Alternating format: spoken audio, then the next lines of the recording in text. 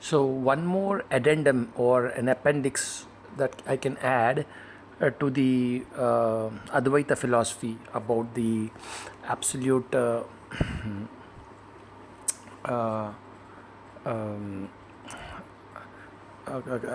illogical aspect of Advaita philosophy that I forgot to add in the previous video, so I'll make this video as a link.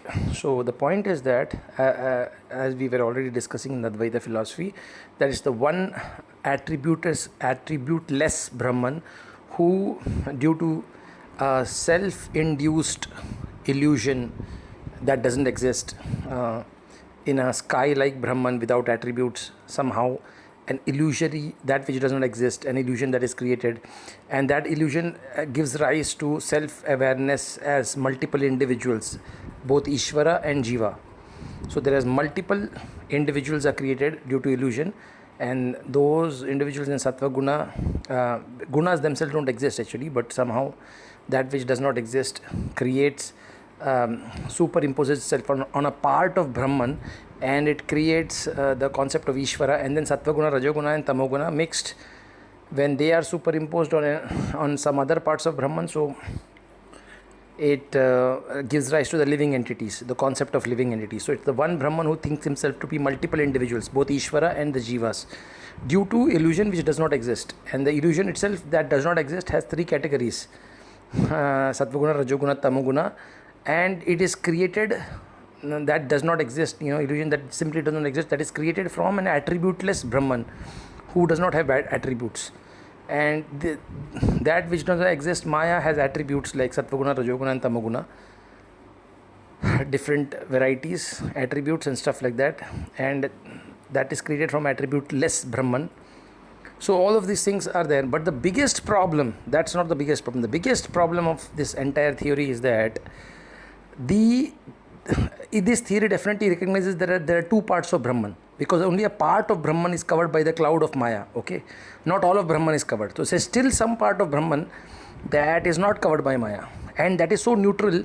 So somebody might ask, why that part of Brahman, which is not covered by Maya, rescue the other part of Brahman which is covered by Maya? The answer that they will probably give is because Brahman is totally neutral and attributeless, so it doesn't do anything. Neither it's completely neutral to everything, so it doesn't interfere with any other part of the Brahman itself.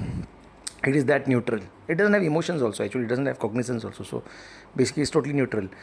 So now the biggest problem in this entire theory is that the part of Brahman that is covered by illusion, whether it be Sattva or Rajog or Tamo, whatever it is, like whatever part of Brahman that is covered by illusion, that part of Brahman that is covered by illusion is creating the theory of Mayavad. So where does the theory of Mayavad or this theory of Brahman and everything come from? It is coming from the infected part of Brahman. You might say that, there is less infection in Ishvara, so probably it is coming from Ishvara or Supreme Lord. The Shastras are coming from him. So ultimately you can say that the Shastras are talking about Brahman as per the interpretation of the Mayavadis. So the Shastras are written by or coming from the Sattva Guna aspect of covered Brahman. And the knowledge, there is less knowledge in that, it is self-aware and stuff like that. And Rajoguna, Tamoguna, the other aspects of the Jivatmas are less cognizant. But the point is still that. The point is that, the biggest point is that, the problem that is there is that the theory is still coming from the infected part of Brahman. Brahman that is covered by Maya is creating a self-theory of Mayavad. Where is the theory of Mayavad? So as per this theory, there is a part of Brahman that is infected by Maya. Whether it is Sattva-guna, Rajoguna, Tamoguna, it is not important. Ultimately it is infected. And from this infected part of Brahman, the theory of Mayavad is coming. And that theory is a solution to get out of that infection. So the biggest problem is, ultimately Sattva-guna is also an infection only, finally, because it's part of Maya. Maya has got 3 gunas. You forget that. You are still in illusion, even under Satya Guna. Until you become Brahman, you are still under illusion. So this entire theory of Mayavad has come, according to the theory of Mayavad has come from the infected part of Brahman. So how can we trust that theory? Just like if you are inside a dream, which is an illusion, right? And in that dream, somehow you went into the dream. Now that is somehow you went into an unnatural state, in a dream state, and you're imagining snakes and you're imagining fearful things. The moment you are awake, you forget everything. You just realize that the whole thing was a dream. But if I tell you that inside a dream a person comes and he starts talking, and that person is actually created by your own illusion, by your own mind, and that person comes and says that, oh, this is a dream, and you have to work in such and such a way to get out of the dream. If you think in this way, this is a process, then you will get out of the dream. Now how can you trust that person? Because he is also a product of the dream only. If a person comes and gives you a pathway inside a dream, and he tells you that I am giving you a solution to get out of the dream, but the biggest problem with that is that person also is inside the dream only. He is a creation of the dream. He is a creation of illusion itself, a creation of Maya itself. So his theory also is a creation of Maya or illusion. So how can we trust that? How can a mad man who's already infected cure himself of madness by coming up with a better way of thinking? So if he is mad already, whether he is less mad or more mad, it doesn't matter. Then he himself cannot cure. A person who's bound cannot be unbound. There has to be a person who's totally unbound who can unbind the other people, right? So the only, as per the theory of Mayavad, the only unbound system that exists is that part of Brahman that is not covered by Maya, and that is totally neutral. It doesn't try to do anything as per their theory. So the whole theory of Mayavad, the whole interpretations of the Vedas, everything that is happening, or the Vedas themselves as per the theory of Mayavad, is coming from the infected part of Brahman. This is the biggest problem. So how can you trust this entire theory? This theory could be as good as completely false. This theory could be completely false. Because the source has to be from a perfect system, a system which is not infected. It has to come from that system. But that system is totally neutral. The Brahman which is not covered by Maya is totally neutral. It doesn't go for or against anything. It's not involved in this. So the only system that is generating the theory of Mayavad is also under illusion right now. So you may say that, oh, it is actually Vishnu who is given all these things. Vishnu is under Sattva Guna of Maya. So there is knowledge in Sattva Guna. So Vishnu knows how to get out of Maya. Stuff like that. You may explain like that. But that does not really ring a bell, because the point is, whether it is knowledge or illusion or whatever it is, since he is still under Sattva Guna, he is still, as per the theory of Mayavad, even the Supreme Lord is something that he is still thinking that he is an individual and stuff like that. He is still under illusion that he is actually supposed to be Brahman. Vishnu is supposed to be Brahman. But under Maya, he is thinking himself to be Vishnu. So he is also under illusion. And he is creating the Vedas. And as per the theory of Mayavad, these Vedas are talking about Brahman, how to get out of this whole system. So a person who is himself a product of the system, who cannot get out of the system because he is still trapped inside the system, and he is not Brahman, because Brahman is totally neutral and he is not neutral. He is propounding a theory so that his fellow people or his fellow Brahman parts who are covered by combination of Sattva Guna, Raja Guna, Tama Guna can be liberated and they can become Brahman. So next biggest problem here is, why would, if he knows that ultimately those everybody else is suffering and if there is a problem in that, if he knows that, then all he can do is forcefully remove the illusion from them. Remove Tamogun, Rajogun, everything, and liberate them immediately. Immediately liberate them. Why create an entire samsara, stories and karma cycles, and whether he has created or whether whatever it has come. But if he has the power to release them from all of that, then he should simply release them. He should not keep on guiding them that you should do this, you have your own free will. And he knows that there is no free will, there is only one Brahman component, and there is no individuals only. This whole thing is illusion. So just destroy the part of Maya. If he is powerful enough, he should simply destroy or remove those other souls and give all of them, destroy all the material worlds and all the, and only Brahman should, in the Sattva Guna Brahman, the Ishvara, who's a Sattva Guna aspect of Brahman, he should completely destroy. Why preach to them? Why give them Bhagavad Gita? Why do Mahabharat? Why do Leelas? This is the most inefficient way of doing things. Just remove Maya from them and let them realize that they are Brahman. So one thing is, the entire theory itself is coming from a person who is, also infected as per their theory, because he is infected by Sattva Guna. He himself is thinking he is not Brahman, he is some kind of Ishvara. That means that, and they say that Apurusha, these things are coming from Narayana or Krishna, and then the theory of Mayavadi is also coming from Krishna as per them, I think. Whatever. Of course, that's where it's coming from. They are saying it's coming from Vedas, and they say that the only person who is sane is that part of Brahman which is covered by Sattva Guna, which is actually Vishnu.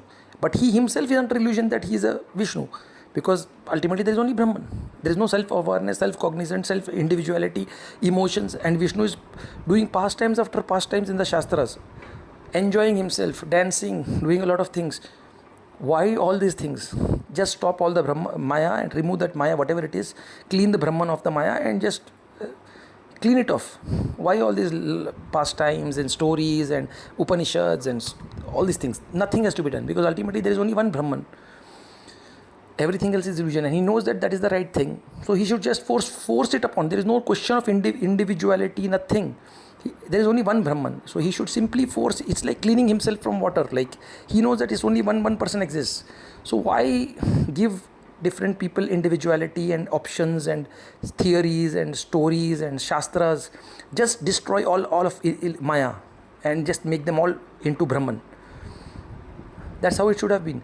But no, somehow or the other, this infected part of Brahman again creates a theory how to get out of Brahman, and then he preaches those theory to all the other infected parts. One infected part who is less infected somehow starts a theory of how to get out of infection. The very fact that he is doing that itself means that he doesn't know that he is Brahman, because Brahman is neutral. He cannot be doing all these things, but he does all those things. So the biggest point is that the biggest problem with this theory is that the very theory of Mayavad is coming from an infected person of Brahman, infected part of Brahman. So how can it be trusted? It is coming from that section of Brahman which is covered by Maya. Because Brahman cannot give any Shastras, Brahman does not speak Shastras, Brahman does not give solutions to problems, how to get out of Maya. No, the uninfected part of Brahman is completely neutral, attributeless and neutral. So that part of Brahman which is infected and under illusion of Maya is propounding different theories how to get out of that illusion. Simply like a person who is inside a dream and is making theories how to get out of the dream. How can a person inside a dream get himself out of the dream? It's impossible. Or a person who is mad and he is curing himself of madness. He is already mad, but he comes up with a theory of how to cure himself from madness. But he is already mad. He is already infected. So no matter what, that entire theory could be an illusion also created by Maya. How do you know that?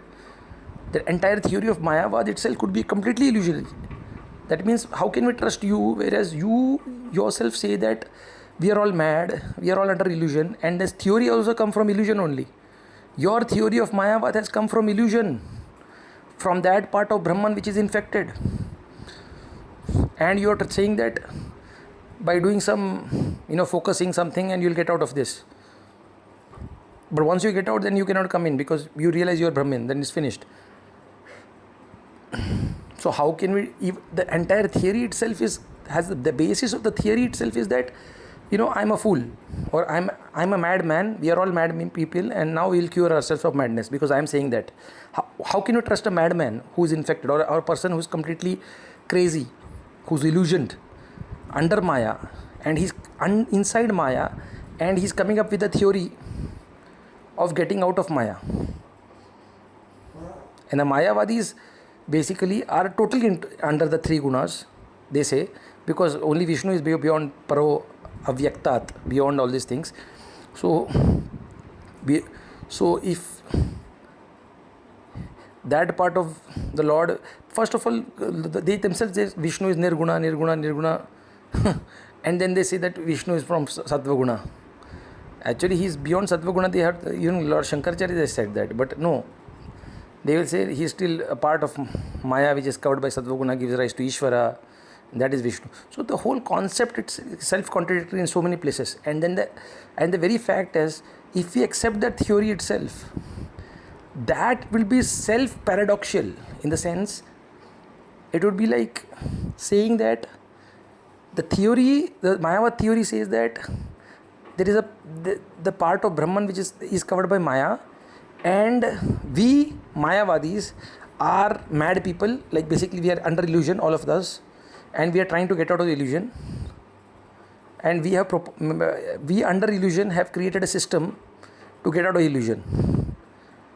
If you are under illusion, then your theory is also illusionary. Everything has to be illusion, because you are infected. Then how can your theory be pure? You are saying that, it's like a mad person trying to cure himself. So this whole thing itself is the biggest problem, is that the very theory of Mayavad says, don't trust me. It's like a mad person coming and saying that you are all mad, I'll try to cure you. But where is your cure coming from? It's coming from me. But are you saying, no, I am also mad. I am completely mad. I am also under illusion. But I am giving you a path to cure yourself from this madness. How can we trust a mad person? Mayavadis are also saying that they are mad because they are also not yet liberated. So they are also that part of Brahman which is infected. Because once they are liberated, they become Brahman, then they become neutral like the other part of the Brahman. They are not going to interfere with anybody. So this entire problem is that a mad person coming up with a solution to cure madness. This is the problem.